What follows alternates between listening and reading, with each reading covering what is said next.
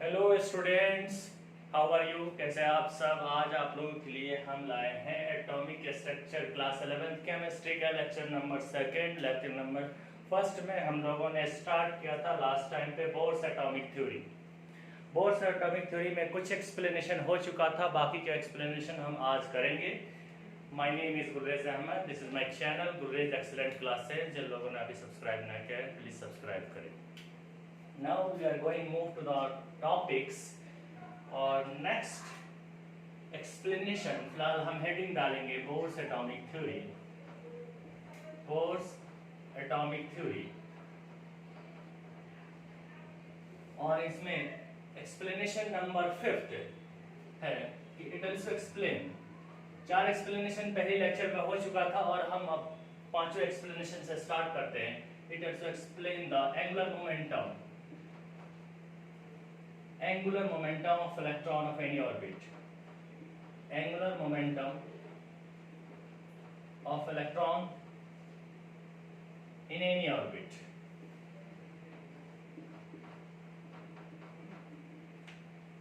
Unit physics में हम लोग पढ़ते हैं एंगुलर मोमेंटम, जिसको हम कैपिटल एन से रिप्रेजेंट करते हैं। That is the MBR, mass of object, velocity of object and radius of object, radius of their path, radius of circular path होता है। वहां पे एंगुलर मोमेंटम आता है L equal to mvr। In the chemistry में angular momentum को अगर मैं L से ही रिप्रेजेंट करूं तो यहाँ पे ये एंगुलर मोमेंटम डिपेंड करता है number of orbit and some constant, that is called Planck constant, and 2 pi is also constants. अगर इसको इक्वेशन में फर्स्ट मान लो और इसको इक्वेशन में सेकंड मान लो और दोनों इक्वेशन को मैं इक्वेट कर दूं तो यहाँ पे नया आएगा जो चीज mvr बराबर nh by 2 pi, nh by 2 पाई। यहाँ से एक फायदा है, मास ऑफ इलेक्ट्रॉन हो, रेडियस ऑफ, अगर इलेक्ट्रॉन की बात करें, किसी एटम के रेडियस की बात करें, एटॉमिक साइज की बात करें, तो यहाँ पे हम वेलोसिटी ऑफ इलेक्ट्रॉन भी निकाल सकते हैं। मास ऑफ इलेक्ट्रॉन और वेलोसिटी ऑफ इलेक्ट्रॉन पता हो तो रेडियस भी निकाल सकते हैं। अगर नंबर ऑफ ऑर्बिट पता हो तो सिर्फ यहाँ एंगुलर मोमेंटम की बात नहीं, और भी चीजें हम इससे निकाल सकते हैं। ये फॉर्मूला ज्यादा बेहतर है, ये एंगुलर मोमेंटम का फॉर्मूला ज्यादा बेहतर है। और बोर्स ने इसको कहा कि दिस इज द क्वांटाइजेशन, इसीलिए इसको बोर्स क्वांटाइजेशन के नाम से भी जाना जाता है, इस फॉर्म को बोर क्वांटाइजेशन। यहां से हम लोग h यानी प्लैंक कांस्टेंट को कैलकुलेट कर सकते हैं। This is the Planck constant, this is the Planck constant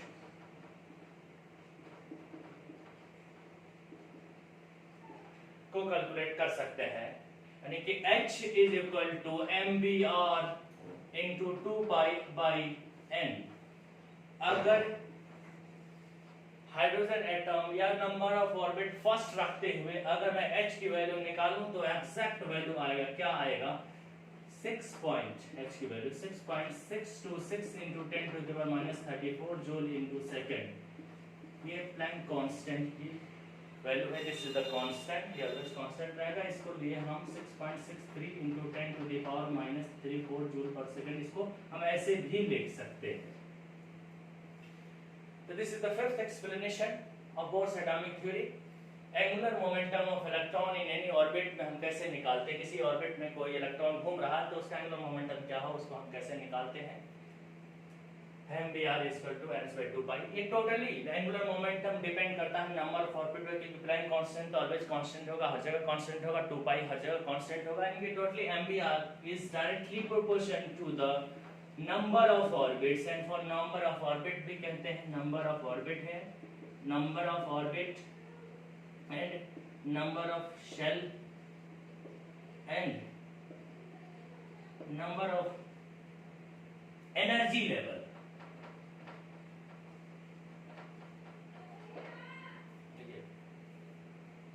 इसमें सवाल किस तरह से आ सकता है? आप देखें क्वेश्चंस में, किसी भी कॉम्पिटिटिव एग्जाम के पॉइंट ऑफ व्यू से देखें तो सवाल इस तरह क्या किस तरह से आ सकता है? इसमें सवाल ऐसा आ सकता है जैसे कहेंगे फाइंड, इसे छोटा सा ले लेते हैं, find angular momentum of electron, angular momentum of electron of देख लेते हैं। Fourth orbit of sodium atom. अब आप ये कहेंगे कि सोडियम एटम के लिए बोर्स एटॉमिक थ्योरी है ही नहीं, तो आप क्यों बात करें? मैं क्वेश्चन सॉल्व करने के लिए। भाई फोर्थ ऑर्बिट अगर सोडियम में होता तो उसके अंदर इलेक्ट्रॉन होता तो वो किस एंगुलर स्पीड से, किस एंगुलर मोमेंटम से वो घूमती, उसके बारे में हम फिलहाल बात कर रहे हैं। वैलिड है तो है नहीं, मतलब की बात है sodium atom is not valid from the Bohr's atomic theory. The Bohr's atomic theory is not valid at for the sodium atoms. लेकिन यहाँ हम सिर्फ एंगुलर मोमेंटम की बात करें, क्या हम एंगुलर मोमेंटम निकाल सकते हैं कि नहीं? हमारा आंसर होगा कि हम किसी भी एटम के किसी भी ऑर्बिट का कोई भी इलेक्ट्रॉन हो उसका हम लोग एंगुलर मोमेंटम निकाल सकते हैं। और उसके लिए हमारे पास एक ही फॉर्म है, mvr = nh/2π। अब मैंने कहा था angular momentum totally depend on the number of the orbit, तो हम आराम से हम खाली ऑर्बिट पे अगर देखेंगे ऑर्बिट की ही तलाश करेंगे क्वेश्चंस के अंदर से, और यहाँ ऑर्बिट है, फोर्थ ऑर्बिट लिखा भी है, तो n की जगह पे 4 रख देंगे, nh/2π हो जाएगा। सोल्व करेंगे आ जाएगा 2h/π। अगर ये पूछ दे कि भाई नहीं एंगुलर मोमेंटम आप निकालिए, इस बार तो fourth orbit of sodium atom है, दूसरी बार कहें कि नहीं sixth orbit of helium atom. Helium atom किसी भी एटम के अंदर इनफाइनाइट नंबर ऑफ ऑर्बिट हो सकते हैं, लेकिन हम उसी ऑर्बिट का कंसीडर करते हैं जिसके अंदर इलेक्ट्रॉन होता है। फिलहाल हीलियम एटम के अंदर 2 इलेक्ट्रॉन होता है और दोनों का दोनों इलेक्ट्रॉन पहली ऑर्बिट में आके फिट होता है, बाकी ऑर्बिट को हम नहीं देखते हैं। लेकिन अगर सिक्स्थ ऑर्बिट है, सिक्स्थ ऑर्बिट तो है, मैं कहा कि इनफाइनाइट नंबर ऑफ ऑर्बिट हो सकता है किसी भी एटम के अंदर, तो अगर सिक्स्थ ऑर्बिट में हम पहुंचे और वहां इलेक्ट्रॉन होता हीलियम एटम के अंदर, तो उसका एंगुलर मोमेंटम क्या होता उसको हम निकाल रहे हैं। mvr = 6h/2π और ये आ जाएगा 3h/π। Okay, clear? अगर क्लियर है तो वीडियो को पॉज करें, फिर उतारें, फिर हम आगे बढ़ते हैं।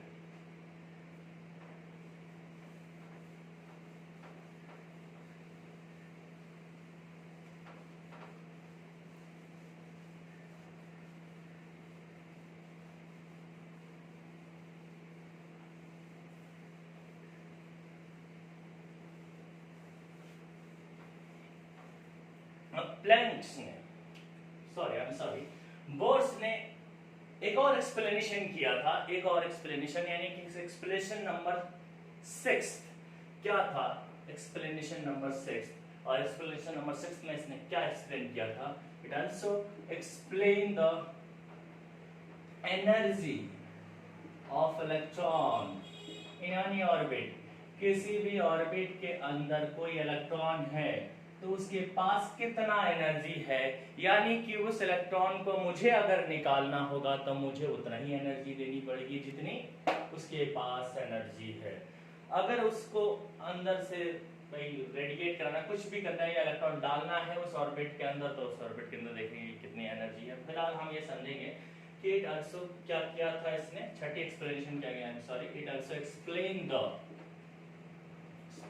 Energy of orbit, explain the energy of electron in any orbits। ये है हमारा क्वेश्चन। इसमें उसने क्या किया था, जो एनर्जी के बारे में डिस्कस किया था, जो एनर्जी एक्सप्लेन किया था, बेसिकली वो एनर्जी कैसा एनर्जी होगा, तो ध्यान दें इस पॉइंट्स पे, वो हमेशा रिलीज एनर्जी की बात की थी बोर्स ने। हालांकि एंडोथर्मिक एक्सोथर्मिक दोनों प्रोसेस होता है, या रिलीज और इन्वॉल्व दोनों एनर्जी की बात होती है, लेकिन बोर्स ने सिर्फ रिलीज एनर्जी की बात की थी, रिलीज एनर्जी की बात की थी। और रिलीज एनर्जी जब होती है तो प्रोसेस कैसा होगा, जहां एनर्जी रिलीज होता है वो प्रोसेस कैसा होगा आप सब जानते हैं। ऐसे प्रोसेस को हम लोग कहते हैं exothermic process. Exothermic process, exothermic process मतलब अगर डेल्टा एच की वैल्यू देखें तो यहाँ निगेटिव हो जाएगा। अब ये नेगेटिव का क्या मतलब है, यहाँ गैस रिलीज एनर्जी निकल रही है, बस इतना ही। यहाँ पे नेगेटिव का मतलब ठीक है एनर्जी निकल रही है, इसीलिए ये डेल्टा एच की वैल्यू नेगेटिव है क्योंकि प्रोसेस एक्सोथर्मिक है। बट यहाँ पे मेन बात ये है कि इस नेगेटिव का मतलब है means electron, the energy of electron by which those electrons revolves around the nucleus is यहाँ पे ध्यान देना is lower when move from inner orbit to higher orbit, inner orbit to outer orbit.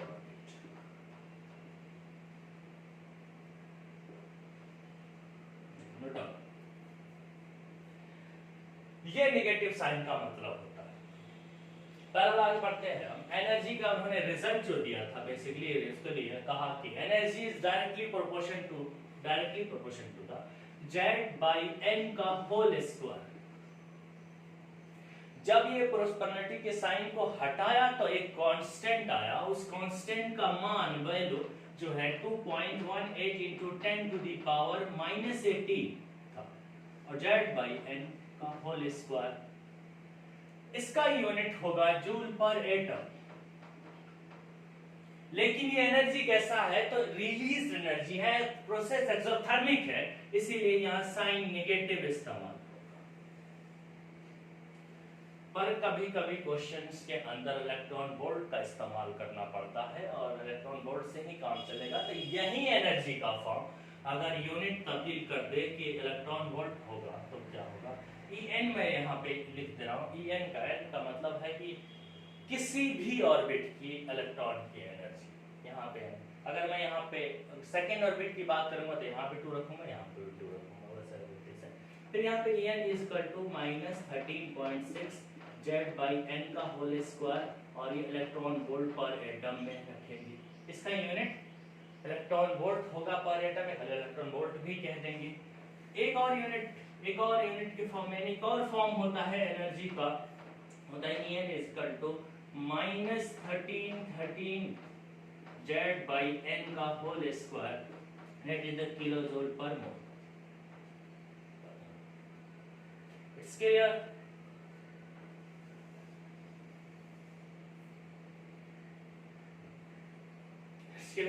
First of all इसको पहले video को pause करें और इसको राइट डाउन करें नोटबुक में।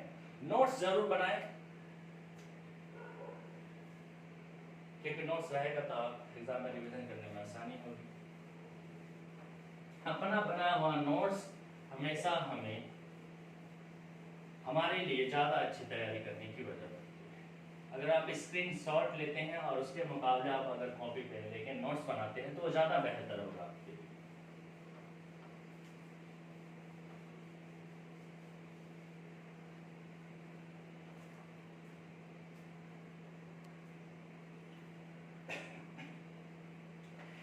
ऐसे एक्सप्लेनेशन में आगे बात करते हैं। फिलहाल आगे इसी टॉपिक में है फिलहाल कि अगर मैं हाइड्रोजन एटम का रेफरेंस ले लूं जिसका एटॉमिक नंबर 1 होता है, यानी फॉर हाइड्रोजन एटम के लिए बात करो, हाइड्रोजन एटम के लिए बात करो जिसका एटॉमिक नंबर Z की वैल्यू 1 होता है, तो क्या हम देखेंगे तो हमें क्या मिलता है। सपोज मैंने लिखा E1, इसका क्या मतलब है। E1 का मतलब है एनर्जी एट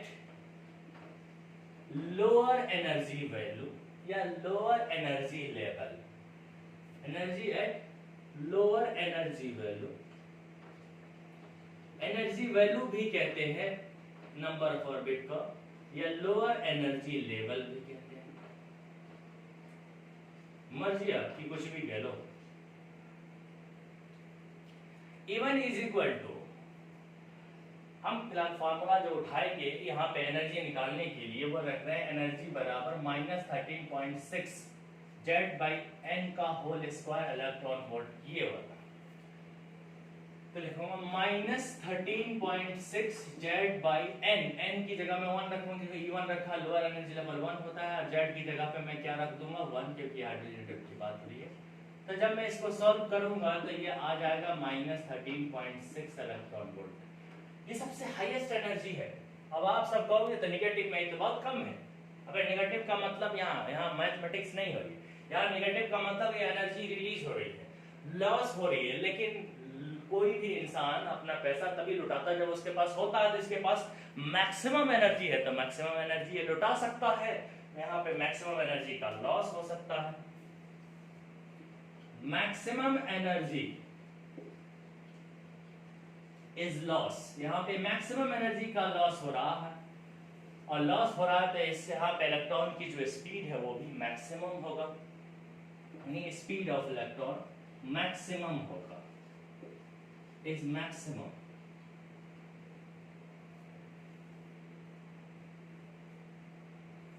आगे मैं V2 की बात करता हूं। यहां पे देखते हैं -13.6 1/2 का होल स्क्वायर इलेक्ट्रॉन वोल्ट, और आगे सॉल्व करेंगे तो -13.6/4 हो जाएगा, और आगे सॉल्व करने के बाद हमें मिलेगा -3.4 इलेक्ट्रॉन वोल्ट। यहाँ पे एनर्जी थोड़ी कम है तो यह एनर्जी थोड़ा कम लॉस होगा, और यहाँ के जो सेकेंड एनर्जी वैल्यू है, सेकेंड एनर्जी लेवल पे जो इलेक्ट्रॉन है उसकी स्पीड भी कम होगा। आगे बढ़ते हैं E3 को चलते हैं, 3 पे चलते हैं। यहाँ पर मिलेगा -13.6 1/3 का होल स्क्वायर। 1 बार बार ऊपर क्यों लिख रहा हूँ, क्योंकि ऊपर एटॉमिक नंबर रहता है और हाइड्रोजन की बात हो रही है, एटॉमिक नंबर कांस्टेंट 1 ही रहेगा। -13.6/9 इक्वल टू आएगा -1.5 इलेक्ट्रॉन वोल्ट। थोड़ी सी और एनर्जी कम हो गई E4 में, इसी तरीके से देखेंगे तो आएगा -13.6 1/4 का होल स्क्वायर -13.6/16 जाएगा -0.85 इलेक्ट्रॉन वोल्ट। अब लगातार देखिए एनर्जी घट रही है। इसी तरीके से जब हम इन्फिनिटी पे चले जाएंगे तो वहां यही फार्मूला रखेंगे तो हमारा आ जाएगा यहाँ पे 0। कैसे आएगा, 1/इन्फिनिटी होता है 0, ओवर पूरी वैल्यू आएगी 0 0 इलेक्ट्रॉन वोल्ट। इसका मतलब कि यहाँ पे कोई एनर्जी है ही नहीं लॉस करने के लिए, तो यहाँ पे मिनिमम एनर्जी लॉस हो रहा है, मिनिमम एनर्जी लॉस होगा, मिनिमम एनर्जी लॉस हो रहा है, क्योंकि यहाँ पे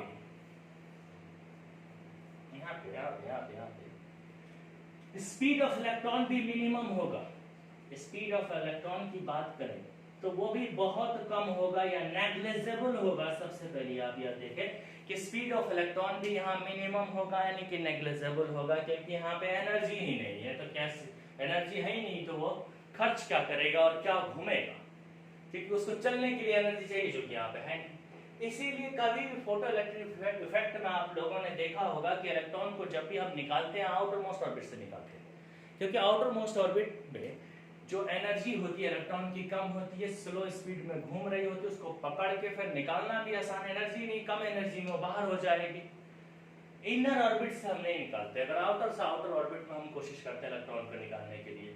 और ये भी हम देखेंगे पीरियोडिक क्लासिफिकेशन में कि जिस एटम का साइज बहुत बड़ा है उसका आउटर ऑर्बिट न्यूक्लियस से बहुत दूर होगा, और ज्यादा दूर होगा तो ज्यादा कम एनर्जी होगा, ज्यादा स्लो स्पीड होगा इलेक्ट्रॉन को, इसीलिए उसमें इलेक्ट्रॉन निकालना आसान होता है। इसीलिए आयनाइजेशन एनर्जी का कॉन्सेप्ट जहां आएगा, या आयनाइजेशन एंथैल्पी का कॉन्सेप्ट आएगा अगले चैप्टर पीरियोडिक क्लासिफिकेशन में, वहां पे हम यही देखेंगे कि साइज के बढ़ जाने से एनर्जी डाउन हो जाती है, बॉन्ड कमजोर पड़ जाता है। मैं बॉन्ड का मतलब यहाँ केमिकल बॉन्डिंग की बात मैं नहीं कर रहा हूँ, bond between the electron and nucleus, that is called the binding energy जो है वो बहुत कम हो जाएगी अगर दूर की बात करें। इसीलिए आयनाइजेशन एनर्जी ऐसी है, आयनाइजेशन एनर्जी बेसिकली हम कहते हैं किसको है, तो वो एनर्जी जिसके द्वारा इलेक्ट्रॉन को हम बाहर निकाल सके एटम से। तो ज्यादा दूर होगा, ज्यादा बड़ा साइज होगा तो आउटर मोस्ट इलेक्ट्रॉन ज्यादा दूर होगा न्यूक्लियस से, ज्यादा कम एनर्जी उसकी खुद की होगी, तो हमें कम से कम एनर्जी देनी पड़ेगी निकालने के लिए, तो आयनाइजेशन एनर्जी वहां कम हो जाती है। खैर अब जब ये चैप्टर आएगा उसके बारे में हम इस बात करेंगे, इन सब के बारे में, लेकिन फिलहाल हम लोगों ने बोर्स एटॉमिक थ्योरी को पढ़ लिया, एक्सप्लेन हो गया है। प्लीज इसको नोट डाउन करें, ये स्क्रीनशॉट, जिन लोगों को स्क्रीनशॉट लेना है वो स्क्रीनशॉट लें, फिर आगे हम मूव करते हैं।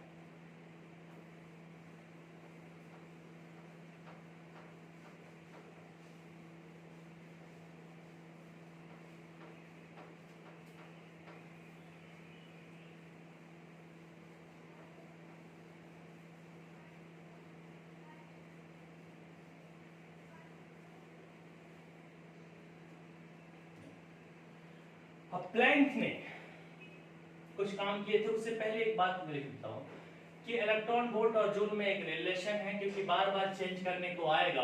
1 इलेक्ट्रॉन वोल्ट में 1.6 × 10⁻⁻19 जूल एनर्जी होती है। इसको आप बस नोट डाउन कर लें और इसको याद रखें प्लीज। अब आगे हम चलते हैं, एक और थ्योरी है उसके बारे में। बोर्स थ्योरी तो हो गया, आप चलते हैं प्लैंक ने क्वांटम थ्योरी दी थी, उस थ्योरी का नाम है Planck quantum theory. Planck's quantum theory. और इस थ्योरी के तहत उसने इलेक्ट्रॉन का वेव नेचर एक्सप्लेन किया था। यानी आपको सिर्फ इतना ही जानना है इसमें कि it explain the wave nature of electron, explain the wave nature of electron।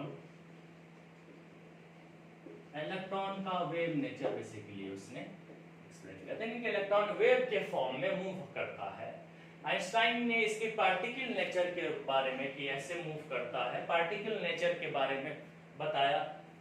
Planck ने वेव नेचर के बारे में बताया और डी ब्रोगली ने दोनों नेचर को मिला के कहा कि इलेक्ट्रॉन के पास डुअल नेचर होता है, वेव नेचर भी होता है, पार्टिकल नेचर भी होता है। उसके बारे में हम आगे बात करेंगे। फिलहाल कि जब ये वेव नेचर के एक्सप्लेन कर रहा था इलेक्ट्रॉन का, तो उसे कुछ चीजें मिली, कुछ टर्मिनोलॉजी की इंफॉर्मेशन मिली, कुछ टर्मिनोलॉजी को उसने एक्सप्लेन भी किया। आगे थोड़ा बढ़ा देता हूं इसको। पहला कि उसे मिला वेवलेंथ, सबसे पहली बात, पहला टर्म है जो उसे वेवलेंथ मिला। तो पढ़ते हैं कि वेवलेंथ बेसिकली क्या चीज होता है। वेवलेंथ क्या चीज होता है बेसिकली हम देखते हैं। बहुत सी किताबों में बहुत से लोग ये कहते हैं कि वेवलेंथ जो होता है टू क्रेस्ट और टू ट्रफ के बीच की दूरी होती है। एक्चुअली में ये तो दो पॉइंट्स के डिस्प्लेसमेंट को क्या है कि वेवलेंथ डिस्प्लेसमेंट नहीं होता।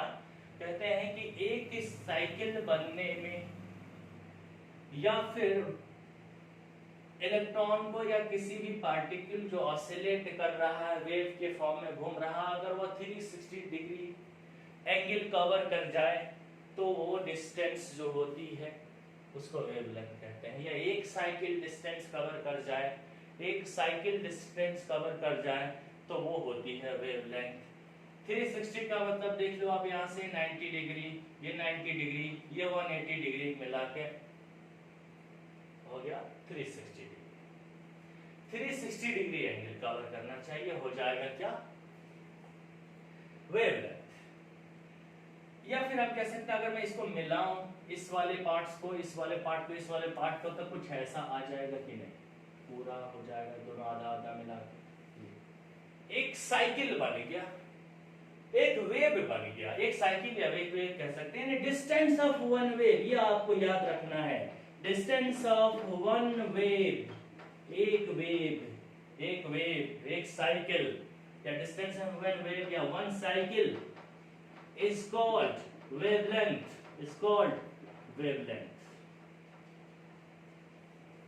wavelength का यूनिट हमेशा मीटर में रहेगा, यानी इसकी यूनिट जो रखेंगे हमेशा मीटर में रखेंगे, स्मॉल m से रिप्रेजेंट करते हैं, ठीक है। पर क्वेश्चंस के अंदर अक्सर मीटर ऑर्डर दिया नहीं रहेगा, नैनोमीटर, एंगस्ट्रॉम, पिकोमीटर, ऐसे ही चीजें दिया रहता है। तो कुछ जो है आपको अगर मालूम होगा, लेकिन नहीं मालूम होगा तो लिख लीजिए। 1 नैनोमीटर बराबर होता है 10⁻⁹ मीटर, 1 एंगस्ट्रॉम बराबर होता है 10⁻10 मीटर, 1 पिकोमीटर बराबर होता है 10⁻12 मीटर वगैरह, कुछ इस तरह की चीजें आता है। 1 माइक्रोमीटर का बराबर होता है 10⁻6 मीटर। बाकी सबका पता होगा, ये ज्यादा इंग्लिश होता है।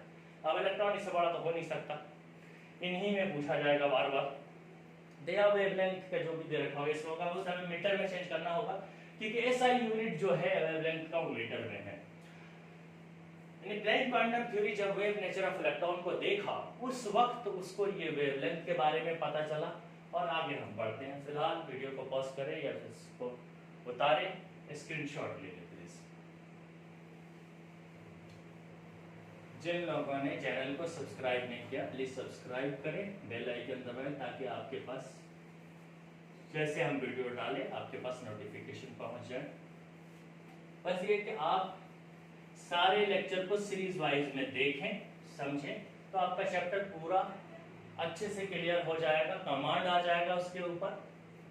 बीच में स्किप ना करें वीडियो को, लेक्चर को स्किप करके ना देखें, डिटेल में देखें, पूरा देखें। आगे हम बात करते हैं कि जैसे वेवलेंथ के बारे में पता चला, उसको वेव नेचर ऑफ इलेक्ट्रॉन को एक्सप्लेन करते हुए दूसरा टर्म के बारे में पता चला, वो था वेव नंबर। वेव नंबर को हम लोग v बार से रिप्रेजेंट करते हैं, और वेव नंबर होता क्या है तो हम कहेंगे it is a reciprocal of wavelength, it is reciprocal of wavelength.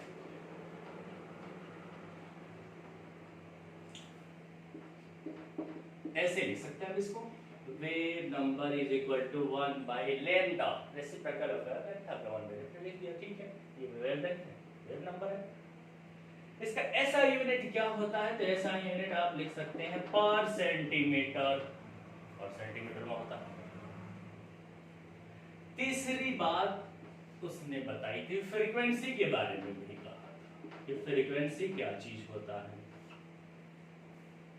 Frequency को भी ऐसे करके रिप्रेजेंट किया उसने, और कहा कि number of wave in 1 second, 1 second में कितने साइकिल कितने वेव बना ले, वो चीज उसकी कैपेसिटी यानी फ्रीक्वेंसी बताती है।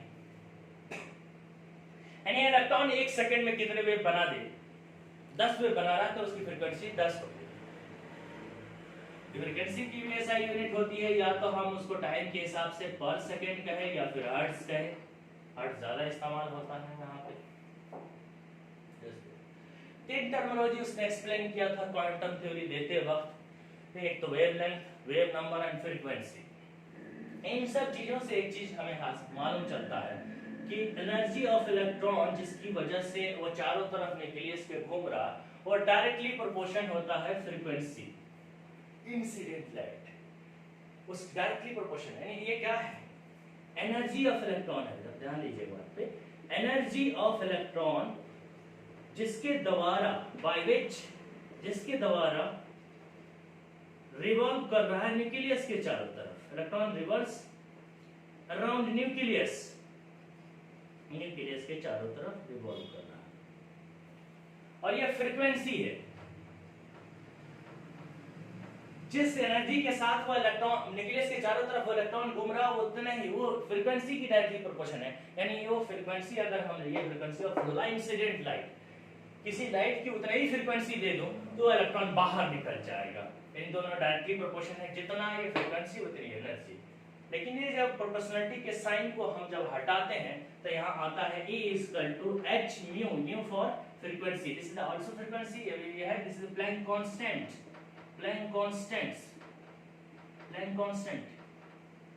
प्लैंक क्वांटम थ्योरी को आपने पढ़ा, वहां से प्लैंक कांस्टेंट, मतलब प्लैंक कांस्टेंट के बारे में डिस्कस हम पहले ही कर चुके थे, लेकिन एक्चुअली में प्लैंक कांस्टेंट का इजाद यही हुआ था। E equal to h mu, अगर हमें इंसिडेंट लाइट का फ्रीक्वेंसी पता हो तो प्लैंक कांस्टेंट से अगर मैं उसका मल्टीप्लिकेशन कर दूं, प्रोडक्ट कर दूं, तो हमारे पास वो एनर्जी मालूम चल जाएगा कि किस एनर्जी के साथ उस इलेक्ट्रॉन को मुझे आउटर मोस्ट ऑर्बिट या उसके ऑर्बिट से मुझे बाहर निकालना है, किस इलेक्ट्रॉन किस फ्रीक्वेंसी से निकालना है, फिर सिर्फ हमें फ्रीक्वेंसी पता चलनी चाहिए। ये एनर्जी इक्वल टू आया h म्यू। एनर्जी का और भी फॉर्म आ सकता है, क्योंकि मैं v बराबर यानी म्यू बराबर होता है c by lambda, this is the speed of light, तो आ जाएगा E equal to h c by lambda, या E equal to h c v, ऐसे भी लिख सकते हैं। अभी ये कहां से आ गया, अरे भाई 1 बाय लैम्डा बराबर हो जाता है ना वेव नंबर, और यहाँ पे मुझे 1 बाय लैम्डा यहाँ से मिल सकता है, ऐसे हो जाएगा। Okay, clear? तो आज के लेक्चर में बस इतना ही। आगे की डिस्कशन, आगे हम लोग हाइड्रोजन स्पेक्ट्रम पढ़ेंगे नेक्स्ट लेक्चर में। उससे पहले हम कुछ सवाल इस पे कराएंगे। आप पहले इन दोनों लेक्चर को देखें, लेक्चर नंबर 1 और 2 को देखें और समझें। कल के लेक्चर में हम लोग पहले सवाल करेंगे, फिर हम हाइड्रोजन स्पेक्ट्रम का डिस्कस करेंगे। ओके, फिर से my name is Gulrez Ahmed, this is my channel Gulrez excellent classes. जिन लोगों ने सब्सक्राइब नहीं किया प्लीज सब्सक्राइब करें। Okay, thank you.